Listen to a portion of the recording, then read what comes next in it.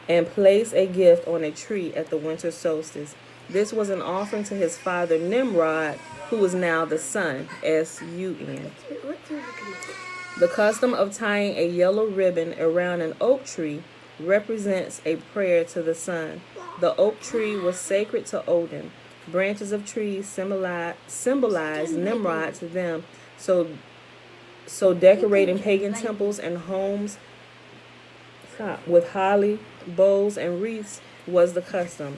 The wreaths are branches twisted into circles, so the branches would be associated with childbirth, representations of a womb and birth canal. Remember, it is the nativity of the son they celebrated.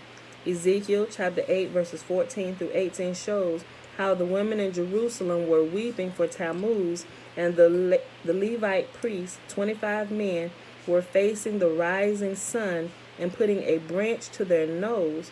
These customs were called a detestable thing. Do not learn the ways of the Gentiles, and do not be terrified by their signs, and in parentheses, signs that has zodiac. Do not be terrified by the signs, zodiac of the skies, although the Gentiles are terrified by them. For the customs of the Gentiles are delusion. They cut a tree from the forest, the work of a cutting tool. They decorate it with silver and gold, and they fasten it with nail and hammers. That is in Jeremiah. Bella, chill. That is in Jeremiah chapter 10, verses 2 through 4. A Benedictine monk, Boniface, influenced the Druids in 722 CE to adopt a slight variation on the Asherah tree. When Boniface saw the people of the Druids bringing oak trees into their home, he diverted them to consider the evergreen tree instead and used it to teach them about eternal life. He never taught them that the tree or the wreath was a detestable thing set apart for destruction, along with anyone who would bring it into their home. Deuteronomy chapter 7 verse 26. People of other regions used date palms. Scholars called it syncretism when a religious or philosophical behavior is united or combined with another behavior. It is an attempt to disguise one of them and the camouflage of the other by reinventing a new meaning and passing it into another culture. Teaching the children will ensure it will pass on to the next generation and the next, and so on. Because the behavior is cyclical and associated with the warmth and love of a family bond, the satanic scheme quickly adheres to the fabric of a culture and stays there. So you remember how when we was talking, he really just explained it again. When you go after the kids and you kind of like make it a ritual, what happens is, the reason why people, it's so hard for them to give up a lot of these pagan days is because of the family bonds that are created around it. Say, hey, mommy. Girl, they came through here like she was a toy. At first, I thought they had one of Bella's dolls, and I realized it was her. I said, it's the real baby doll. She was so good. My sweetness. It's so hard for people to give it up because of the family bonds that are created around it and the family memories. So it's not so much the issue of giving up the paganness of it all. It's people relating that to the times. It's like we gotta give up family times. It's like it's that right there that they can't seem to part with, right? The memories that are created and built around these particular days, right? So that's what it's talking about. It says, teaching the children, teaching the children will ensure it will pass on to the next generation and the next, and so on. Because the behavior is cyclical, goes around in a circle, and associated with the warmth and love of the family bond, the satanic scheme quickly adheres to the fabric of a culture and stays there. To question or abandon pagan behavior is akin to rejecting one's family, right? So it's like they like, and you mean we got to stop doing that. So we got to stop being with our family. It's like you have to teach them. You have to use like a surgeon's scalpel really to separate the lies from the truth. No, it's not that we don't want to be with family or hang out with family, because family is our thing. But you have to remove the lies. Let's create these family memories and bonds, not around this, but around something else. We can still do this, but let's break away from this, because if we keep doing it here, it'll keep us in a cycle of doing what we're not supposed to be doing. So that's how you have to use wisdom. And a lot of times that's where you get a lot of kickback in families, because of that one thing. You attach the memories to something that you want them to keep. And it's like well, this is a ritual that I've seen the Jewish people do, right? And it's not necessarily a bad thing. It's something good, but it's the same principle they're using. So when they're teaching their children Torah or the scriptures or even like the Talmud and stuff, they'll take a bit of honey and they'll put it on their tongue. It's to represent the sweetness of Yahuwah's words, right? So the honey, every time they taste honey, it will remind them of how sweet the words of Yahuwah is, and it takes His word and it identifies it and it bonds it with something sweet, right? And it's like we want that, right?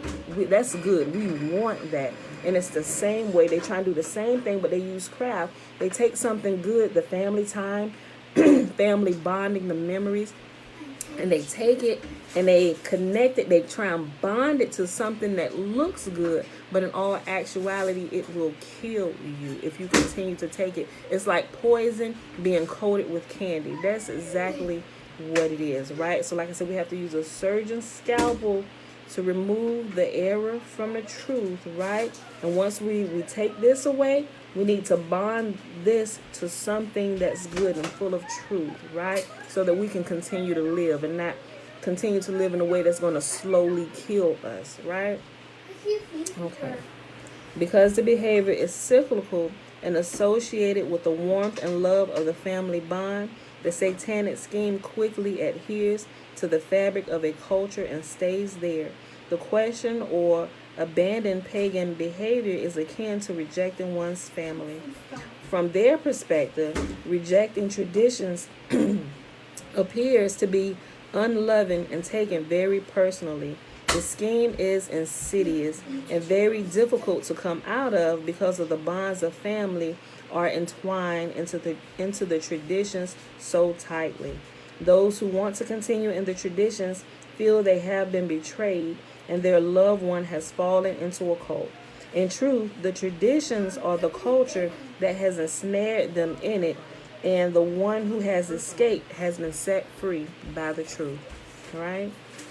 So we gotta think about that, especially. So try not to go so hard on your family, especially if they haven't come out of it. You have to understand what's going on, right? Don't come in there, oh, this pagan. Although we know, let's take what we know and use wisdom to help save our family, right? Because the Christmas, when you say Christmas, family time, good food, yes, right? They're associating good times with a pagan practice. So you have to be careful in how you present it. Don't go ham on them like, oh, y'all going to hell, y'all worshiping the devil. Like, we get that. We all know that. But they don't know that yet, right? And you don't want to do anything really that's going to create rifts and tears between your family. And I see that happening a lot of times. So when I realized that a little bit early on, it's like, okay. So I want the enjoyment of family. I love family. Yahuwah has given us a big family. I grew up in the midst of a big family. Like, we all lived in the same neighborhood. My cousins were more like brothers and sisters. And a lot of us, we still are like that today. Everybody's always at somebody's house, So that's how we grew up. But the thing is, we also grew up around these holidays, right? And that was the big thing. Although we seen each other all the time, a lot of us who was in each other's houses all the time, holidays was the biggest thing for us, right? I still go back and watch the videos from the Christmases when we would get together and we put on the Christmas shows and stuff, and we beating on pots and pans, and my cousin was saying we putting on the concerts because it was good family fun. It's the memories that lock us in, but the memories are locked to pagan practices. We wasn't necessarily like worshiping Satan or anything. We just there amongst one another having a good time, joking with family. You know how you do when you get with family. It's the occasion that brought you together. And sprinkled in there, okay, there's a Christmas tree there or whatever. But it's like let's create those family times outside of the pagan rituals, right? So you have to understand it's learn how to separate it, but it's kind of hard. So like I said, you just got to use some wisdom, right? However your family is, you just got to ask y'all for wisdom. You don't necessarily need to distance. You definitely need to separate yourself from this, but not necessarily alienate yourself from your family, right? Because if you're the only one that they know that clearly has the truth, why would you alienate? Not saying you join in, but y'all get what I'm saying. You separate yourself from the pagan practices, but don't alienate yourself so much that they don't even have a outlet for truth to get to them, right? I hope that makes sense, right? I hope that makes sense. Hezekiah said, how about friends, Miss Pam? I'm having a big problem with fake friends recently. I think the more I talk about this truth, the further I push them away. That's a good one. Okay, so you said it depends. Are they like I see you say fake friends? How are you defining fake friends? Is it somebody like a friend that's like truly a friend? Because you have friends that are truly friends that it doesn't matter like what you get into. It's like the friendship is on a whole nother level, right? Those friends that tend to stick around even if they don't necessarily agree with your beliefs or how you're changing. A friend is a friend, and a friend will be there for you, right? Now, people who are like more like associates or circus type friends, I think they would fall into the category of maybe what you're saying, fake friends. So those are the ones that tend to fall away, right? But a true friend, they'll stick around for a while, right? As long as you're not doing foolishness. Like I said, a real friend, they'll keep a close eye on you, even though they may not say anything, but they will watch you. Like if they truly love you from their heart and they're a true friend, they're gonna stick around. Although the relationship may become a little, I ain't gonna say strained, but it seemed like you may not hang out as much because of the differing beliefs now, but they won't completely go away, so to speak, right? They'll kind of watch you just to make sure, because they want to make sure you ain't about to fall off a cliff, right? They want to stick around just to make sure if I need to save my brother, I'm gonna be here. You know, he may not be seeing, although you see what I'm saying?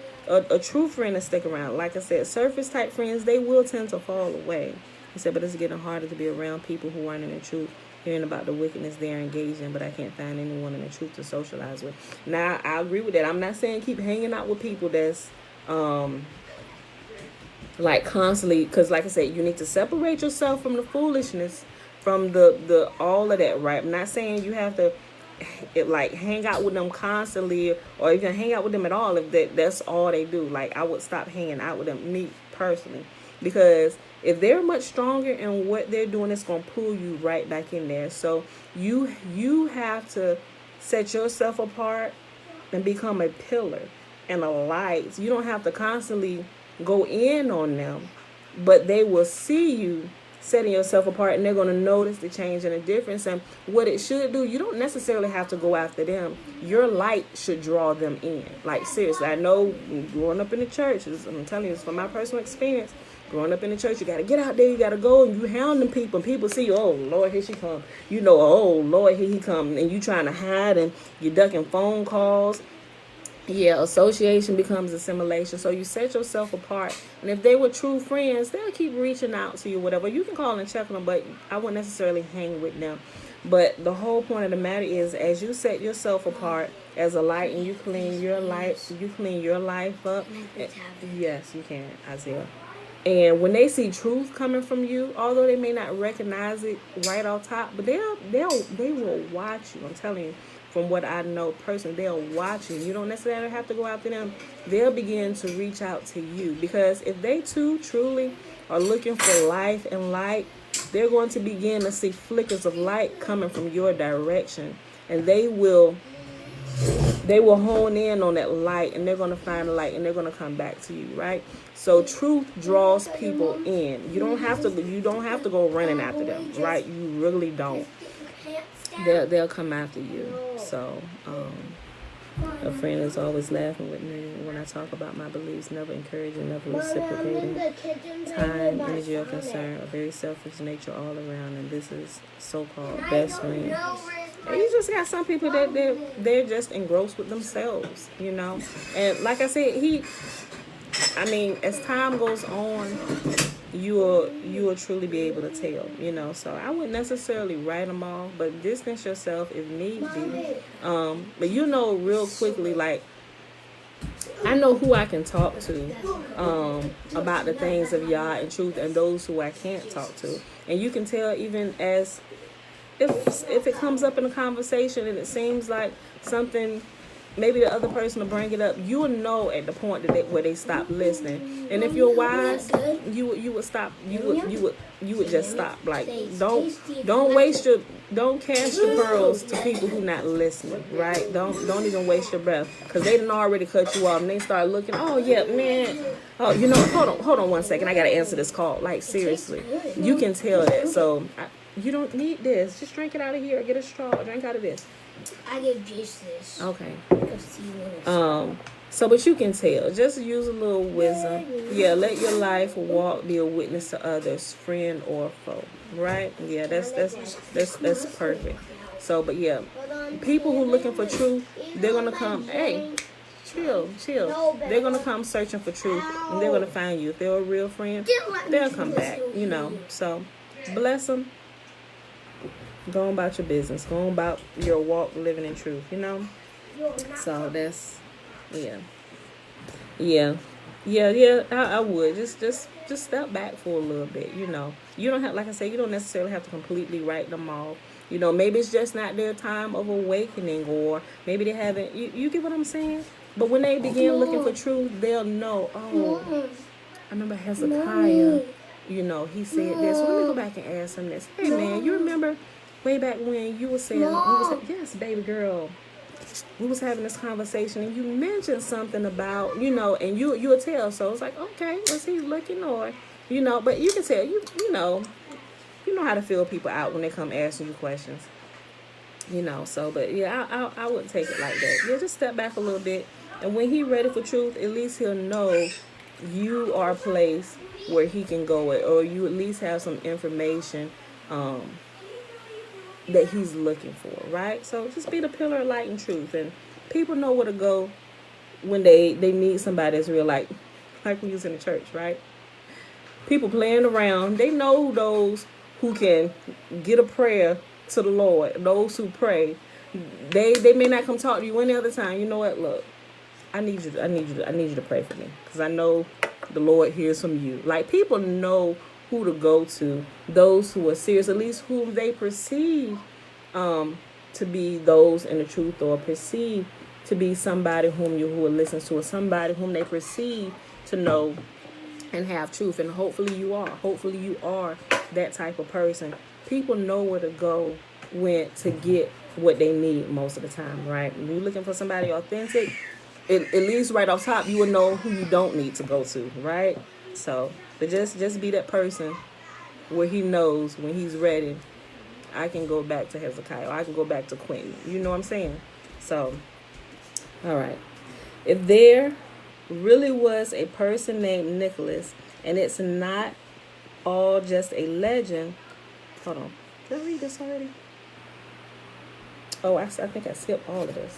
Hold on, y'all. Bella, stop. Don't call nobody a crybaby. Cyclical. Come out. Christmas. Oh, okay. I did. I skipped all the way down. Okay, I'll read this last sentence and see where we at. 109. Okay. In truth, the traditions are the culture that has ensnared them in it, and the one who has escaped has been set free by truth. Molech. Okay. Molech is lurking nearby at Christmas. In truth, he is Santa Claus. The Christmas tree, whether an oak, evergreen, or a palm, points back to Jezebel's Baal, Asherah rebellion, the witchcraft of Babel. It was in the original garden that we first find that trees are involved in determining whether mankind would sin or not. Satan is a usurper, liar, and imitates closely many things. Imitation is the highest form of flattery. Satan is still using trees to whisper lies to us. When we go out to stores at the end of the Roman year, we often walk by many of these displays, knowing the trees are Asherim and the wreaths are fertility symbols, female genitalia. We'll cover more details about the Christmas tree and the wreath custom shortly. If there really was a real person named Nicholas, and it's not just a legend, he sure went through some changes. The oldest account of his existence is vague and of relatively recent origin. His location places him among the Germanic Dutch, but as I mentioned, these people were not yet Christians. The date and location for him makes it an anachronism. The time is being true. But hold on. Anachronism. Anachronism. The date and location for him makes it an anachronism. The time is against it being true. Oh, okay. I think I see what they're saying. They said, okay, so what they're saying based on what happened at the time, they don't relate. Like, this can't be true because this could not have happened at this time because this was going on. I believe that's what it's saying. Hold on. The date and location for him makes it an anachronism. The time is against it being true. In the 3rd century, the people of the north were barbarians, meaning bearded Aryans. They were druids who burned their enemies and criminals in wicker cages over fires, threw reefs into lakes to water idols like we still see people do in fountains, burned children as offerings to the sun, and placed jack-o'-lanterns outside their homes lit by candles made from the fat of their own children. Y'all putting jack-o'-lanterns on y'all porches. Y'all better stop it. If they weren't pagans, nobody was. The legendary Nicholas couldn't have been there at that time. Another major problem is this. They claim Nicholas was a bishop, presbyter, elder. Yet at his death on December the 6th, he had only reached the ripe old age of 17. Bishop means elder, from the Greek word presbos, old man. The tale contains many conflicting facts. The RCC, or remember RCC is the Roman Catholic Church, the RCC honors him as a saint. How did we get from Nicholas to Santa Claus? In the late Middle Ages, the Germanic Dutch who told the story of Nicholas to English listeners spoke in a very pronounced accent. When they said St. Nicholas, it sounded like this: Santi Claus. Saint Nicolaus. Okay. Colas. Saint Nicholas. I probably said that wrong, but y'all get it. The English heard it as Santa Claus, and the Spanish form of Santa simply means saint. Sometimes you will see the form Sainty in old books from earlier in the 20th century. Oh, okay. So what I was mispronouncing, I was trying to pronounce it the way it was spelled, but the way it sounded was Santa Claus, which is how he was saying St. Nicholas. Okay, let me see. Look, I'm going to read it again. In the late Middle Ages, the Germanic Dutch who told the story of Nicholas to English listeners spoke in a very pronounced accent. When they said St. Nicholas, it sounded like this: Santa Claus. The English heard it as Santa Claus, and the Spanish form Santa simply means saint.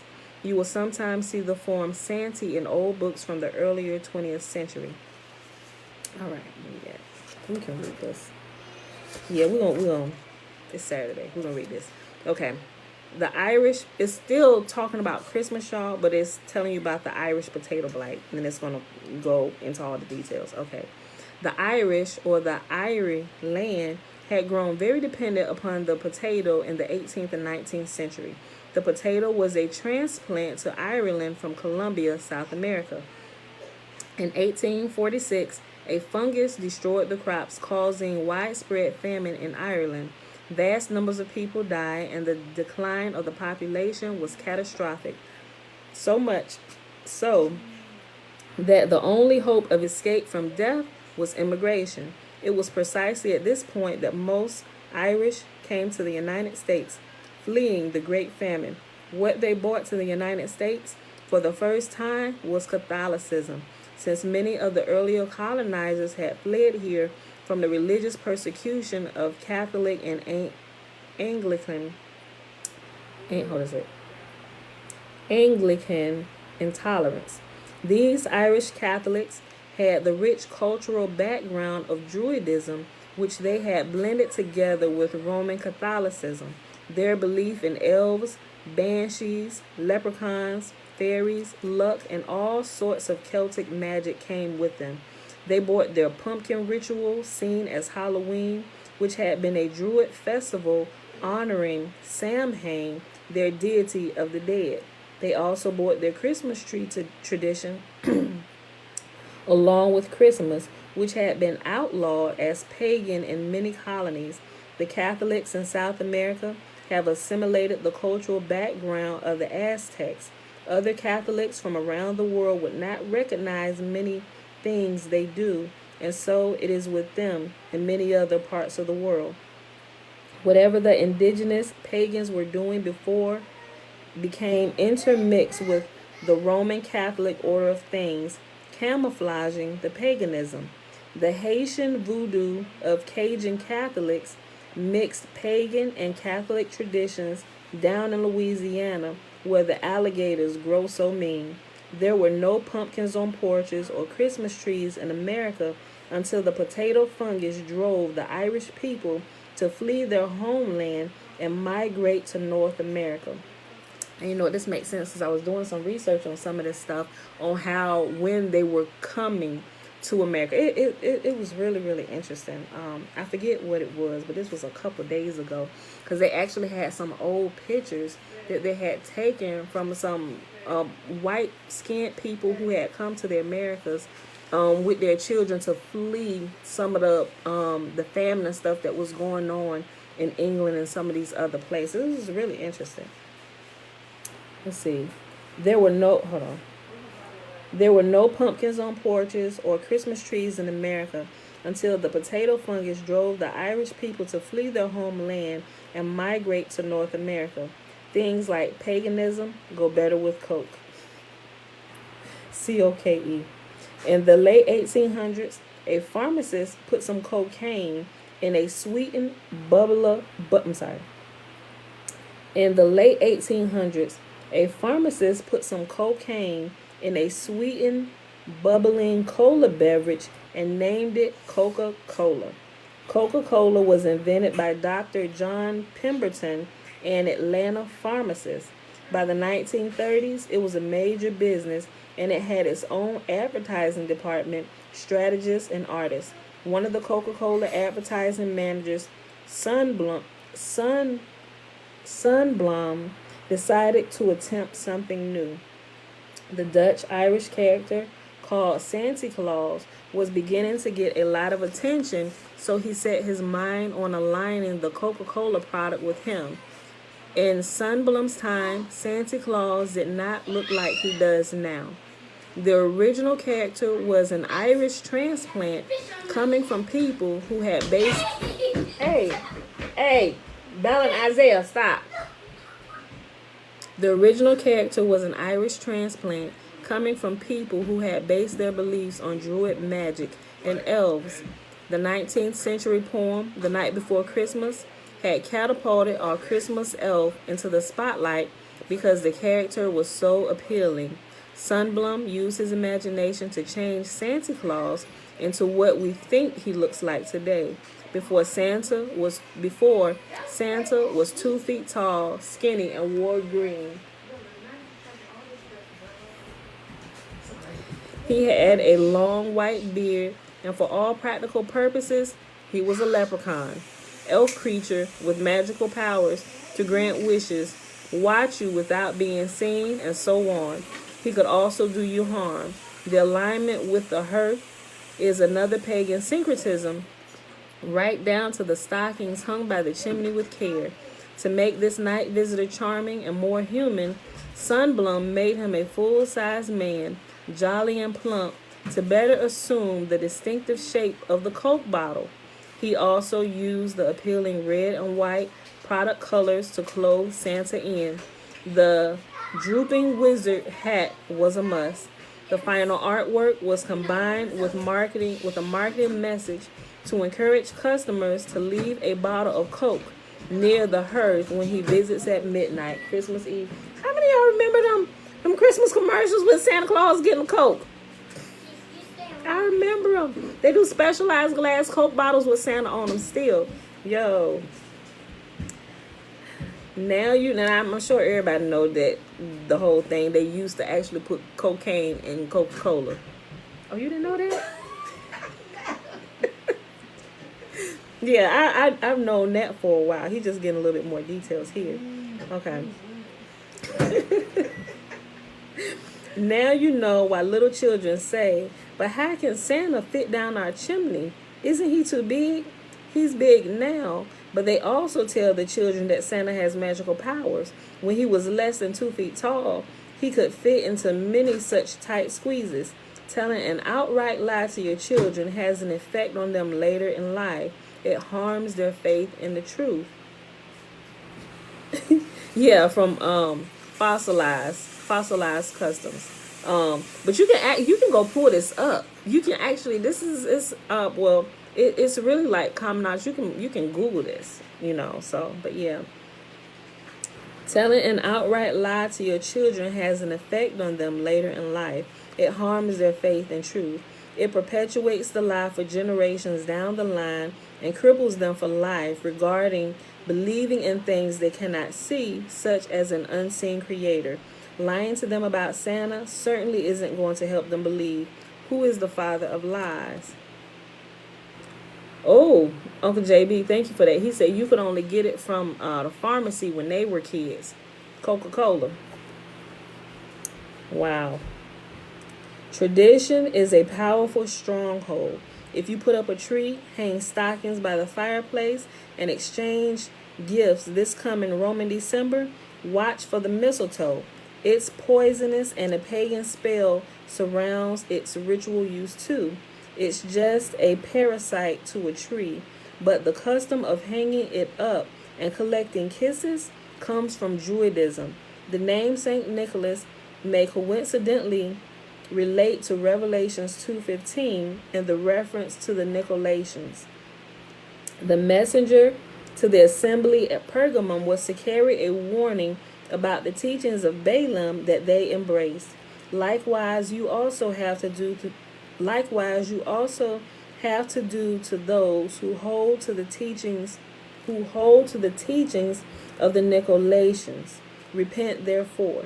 It has been said that these were a sect of religious teachers who lorded over the laity, which is what Nicolaitans mean. I smell Nimrod all over this, don't you? I don't get the impression that Yahuwah likes us to mix our worship of him with pagan designs or wants us to have any contact with it. Light and darkness cannot be mixed. And right here, when I said Yahuwah, it actually has Yahusha. So remember, he still got a little bit of leaven in his book, right? So we got to cross that out. It's not Yahusha. that doesn't like us to mix our worship of him, because we're supposed to be worshiping Yahusha. Remember, a lot of times when you say Yahusha, people still thinking the second person outside of Yahuwah. So that's why I said, let's cut off that particular name where we refer to Yahuwah as, which meaning Yahuwah is salvation, or Yahuwah is my deliverer. But it's not a second person, it's still Yahuwah. But a lot of people don't quite understand that when you say Yahuwah and Yahusha, they're still thinking two separate people when it's Yahuwah alone. It's just like me, and if you would use a different name for me, but you're still talking about me, you can call me by my shortened form name, Pam, or you can call me Pamela. I'm still me. It's not me and somebody else. Or you can call me some of the nicknames, or you can call Yahusha a nickname of Yahuwah, because he's the God who saves. So in Hebrew, saying the God who saves or the God who is a deliverer would be pronounced Yahusha, but you're still talking about him. Like some of my family can call me by a nickname. Some call me PJ Sparkle. Some call me Pamela Lamb or Miss Twiggles or whatever. But it's not another person. They're still referring to me. And that's the same thing when we refer to Yahuwah. But since a lot of people don't understand that, we're just going to cut off all them nicknames, all the different names they call him, and just call him by the name he said his name is forever. My name is Yahuwah forever. So we'll use Yah and we'll use Yahuwah, the long and the shortened form, but all the extra things, we'll just say Yahuwah, who is the God who heals. Like, we ain't going to change the suffix and make you think it's a different name. We're just going to say Yahuwah, he's the God who heals. Or Yah, he's the God who heals. That's how we're going to do it. So it don't get your mind off into a wrong place thinking it's a second person when it's not. It's him and him alone. It always has been. It always will be. All right, so like I said, every time we get to that, because I know some of y'all may have the book, y'all may be like, my book say Yahusha, you said Yahuwah. So that's why every time we get to one of these places, we'll correct it and I'll explain it just a little bit, just in case you may be a person who watches this video for the first time and haven't watched any of the other videos. Okay, where we at? Okay, now let's consider how the Christmas tree is mixed up into all of this. Okay, so we'll read this. Okay, so we'll read this part about the Christmas tree, and we'll pause on at the bottom of this page when it gets to what or who is Asherah. Okay. We'll go a little bit long on the weekend since it's Saturday. Some of y'all still may have to work, but still, same rules apply. If you got to go to work, get out of here. This is recorded. You can come back and watch this later. Don't get in trouble by watching my video, y'all. When you're supposed to be at work working. All right. Asherah, the Christmas tree connection. Baal and Asherah, the Sun King and his consort. Asherah is known in Scripture as the Queen of Heaven, and is called Artemis by the Ephesians in the book of Acts, chapter 19. The word Asherah is found at least 40 times in the Tanakh. And the Tanakh is the book of the law and the prophets and the writings, and refers to a wooden object used in the worship of a consort of Baal. The image of Asherah was a tree used by pagan Canaanites and Sidonians. One of these pagan Sidonians was Jezebel, and here it says Isabel, but just in case y'all didn't know that, it's Jezebel, who married Ahab, king of northern Israel, a Samaritan king.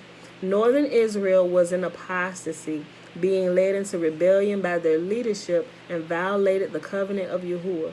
They added an 11th commandment: you shall worship Yahuwah, your Elohim, in Mount Gerizim. Note how this is one of the topics of conversation between Yahusha and the Samaritan woman at the well in John chapter 4. The northern tribes began to worship the Baals of Baalim, consisting of Baal and Asherah, influenced by King Ahab's Sidonian wife Jezebel. Yahusha mentions Jezebel's teachings at Revelation 2, and he is not happy.